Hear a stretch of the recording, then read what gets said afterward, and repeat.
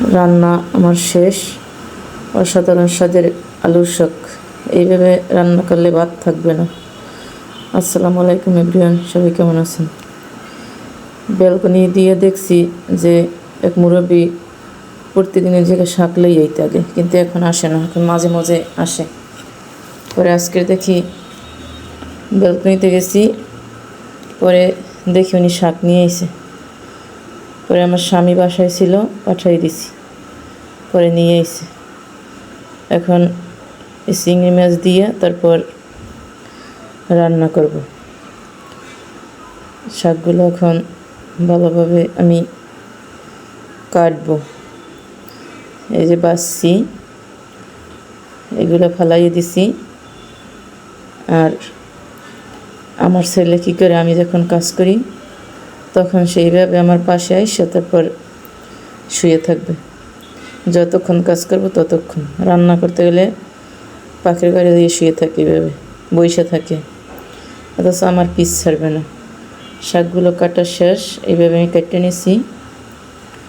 তারপর আসছি ধুইতে, ভালোভাবে ধুয়ে নিতে আসি, কারণ বেশি বালি নেই। ওনার শাকে বেশি বালি থাকে না। অনেক সময় শাক আনলে অনেক বালি পাওয়া যায়, অনেক সময় কোনো বালিই থাকে না। শাকগুলো অনেক ভালো। ওনার খেতেই এই সাঁতার কুলের ওদিকে নাকি হয়, একবারে নিচের দিকে, এই জন্য। আবার কলমি শাকও আছে, এক মোটা কলমি শাকও দিয়েছে, পরিচিত তো এই জন্য। আর আমি এদিকে ছোটো চিংড়ি বাইটটা রাখছি, এগুলো দিয়ে দেবো আর কি। আর বড়ো চিংড়ি দিব, আর ছোটো চিংড়ি বাইটটা রাখছি, কারণ ছোটো চিংড়ি কাটতে ঝামেলা। ছোটো চিংড়ি আমার ভালো লাগে না। এখন আমি রান্না করতেছি। পাতিল একটা দিছি, তেল দিয়ে দিছি, সরিষার তেল, পেঁয়াজ দিছি। সরিষার তেল দিয়ে রান্না করলে আবার একবারে উপরে ফেনা জেঁকে যায়।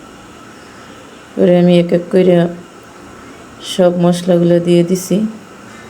কাঁচামরিচগুলো ছিল ফ্রিজে, আমি ধুয়ে কাটতে তারপর রাইখে দিছি ফ্রিজে। প্রতিদিন কাটতে হয় না আর ধুইতেও হয় না, আমি একবারে আইনা তারপর ফ্রিজ রেখে দিচ্ছি। এই সব মশলা দিয়ে দিতেছি, আদা রসুন সব।